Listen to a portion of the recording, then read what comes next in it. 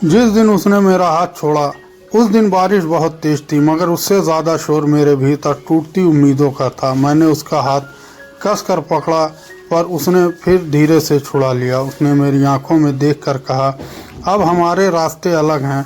उस एक वाक ने जैसे मेरी पूरी दुनिया खामोश कर दी। मैं कुछ पूछना चाहता था मगर आवाज़ मेरे गले में अटक गई। जिस लड़की के लिए मैंने अपना हर सपना पीछे छोड़ा था, वह लड़की आज मुझे अपने रास्ते का बोझ समझ रही थी। मुझे तब नहीं पता था उसका यह फैसला ज़िंदगी बदल देगा। उसका नाम प्रिया था और मेरा नाम राहुल था।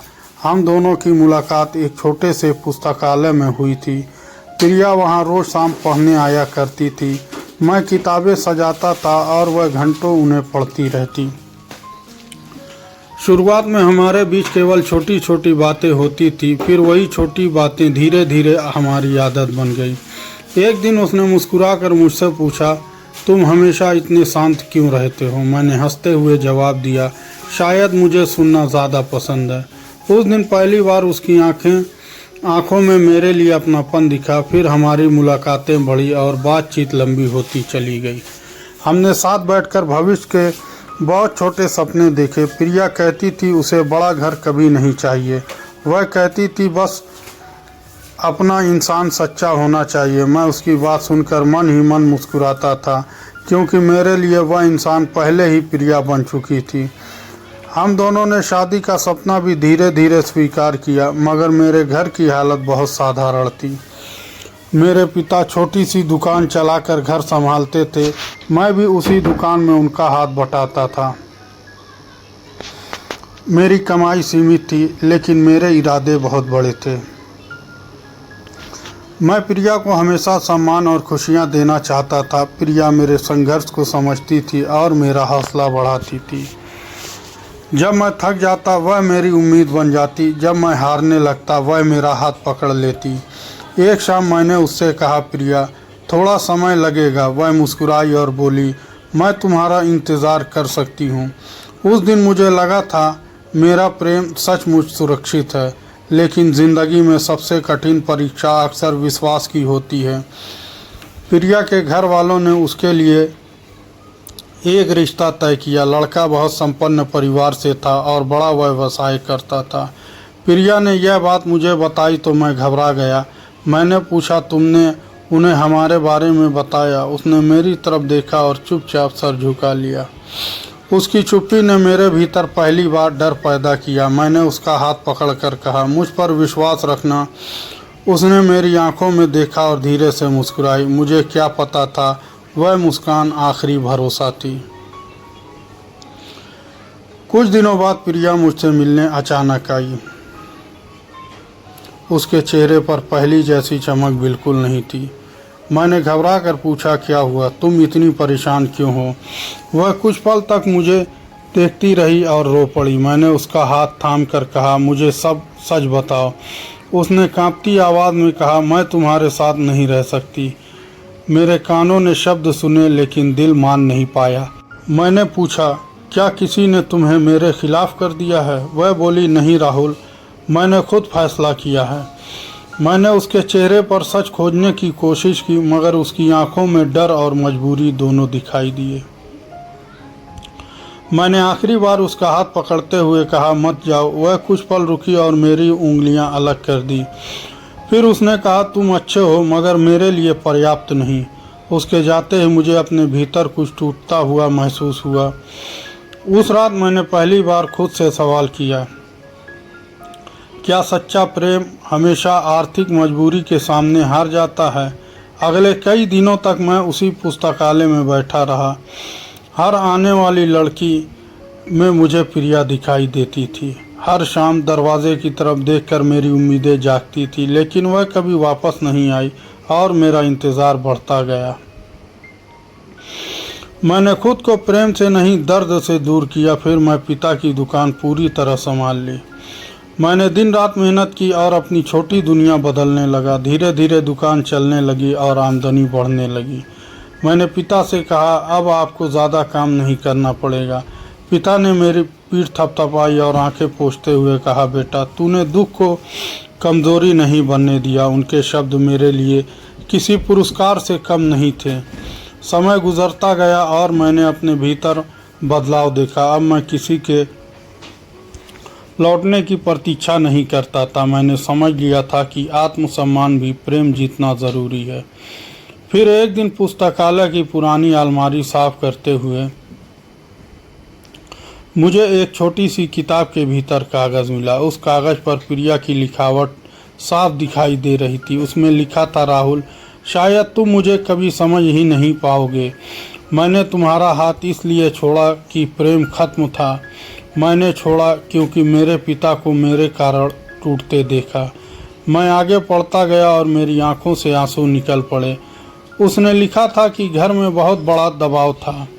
उसके पिता ने कहा था कि परिवार बिखर जाएगा, लेकिन अगली पंक्तियों ने मेरे भीतर पुराना दर्द जगा दिया। उसने लिखा था कि उसने मेरी गरीबी से डर कर फैसला किया। उसे लगा था कि संघर्ष में प्रेम धीरे धीरे मर जाता है। मैंने कागज़ मोड़ा और बहुत देर तक चुप बैठा रहा। उस दिन मुझे प्रिया पर गुस्सा नहीं आया। मुझे केवल उस विश्वास पर दुख हुआ जो टूट गया था। कुछ महीने बाद मेरी दुकान पहले से काफ़ी अच्छी चलने लगी। मैंने एक छोटा सा घर भी किराए पर लिया। जीवन पहली बार मेरे लिए फिर से सरल लगने लगा। तभी एक शाम प्रिया मेरे सामने आकर खड़ी हो गई। उसे देखकर मेरे कदम जैसे ज़मीन पर जम गए। वह पहले जैसी थी, मगर आंखों में बहुत पछतावा था। उसने धीरे से कहा, राहुल, क्या तुम मुझसे बात करोगे? मैंने शांत होकर कहा, कहो, क्या कहना चाहती हो? वह रोते हुए बोली, मैंने बहुत बड़ी गलती की थी। मैंने उसकी तरफ देखा और पूछा, अब क्यों याद आया? उसने सर झुका लिया और बोली, क्योंकि अब समझ आया जिसे मैंने कम समझा था वही सबसे ज़्यादा सच्चा था। मैंने कोई जवाब नहीं दिया और वह रोती रही। फिर उसने कहा, जिससे मेरा विवाह तय हुआ था उसने मेरे सपनों को नहीं, केवल मेरी दुनिया को समझा। मैंने सोचा था धन से जीवन आसान हो जाएगा, लेकिन सम्मान और अपनापन धन से खरीदा नहीं जाता। तब समझ आया कि मैंने अपना सबसे सच्चा इंसान खोया। उसकी बात सुनकर मेरे भीतर पुराना प्रेम फिर जागा। लेकिन इस बार मैंने अपने दिल से एक सवाल पूछा, क्या प्रेम लौट आने से टूटा हुआ विश्वास जुड़ जाता है? प्रिया ने मेरा हाथ पकड़ने की कोशिश की। मैंने धीरे से अपना हाथ पीछे कर लिया। उसकी आंखों में वही दर्द उतर आया जो कभी मेरा था। मैंने कहा, प्रिया, मैंने तुम्हें कभी नफरत नहीं की, लेकिन जिस दिन तुमने मेरा साथ छोड़ा उस दिन मैंने खुद को दोबारा पकड़ना सीख लिया था। वह फूट फूट कर रो पड़ी और बोली, मुझे एक मौका दे दो। मैंने बहुत देर तक उसके आंसू देखे। मेरे भीतर प्रेम था, मगर अब आत्मसम्मान भी था। मैंने कहा, माफ़ी दे सकता हूँ, मगर पुराना रिश्ता नहीं। वह मुझे देखती रही जैसे उसके पास कोई शब्द नहीं था। मैंने पहली बार उसके सामने अपने आंसू नहीं छुपाए। मैंने कहा, तुमने मेरा हाथ छोड़ा तो मैं टूट गया था, लेकिन उसी टूटने ने मुझे खुद से मिलाया था। आज मैं तुम्हें चाहता ज़रूर हूँ, मगर खुद को ज़्यादा। प्रिया चली गई और इस बार मैंने उसे रोका नहीं। उसके जाते कदमों को देखकर मेरा दिल ज़रूर रोया, मगर भीतर कहीं मुझे लगा मैंने खुद को बचा लिया। कुछ समय बाद मेरे जीवन में एक नई लड़की आई। उसका नाम सिया था और वह पास में रहती थी। वह मेरी दुकान पर अक्सर अपने पिता के साथ आती थी। सिया ने मेरे संघर्ष को कभी मेरी कमी नहीं समझा।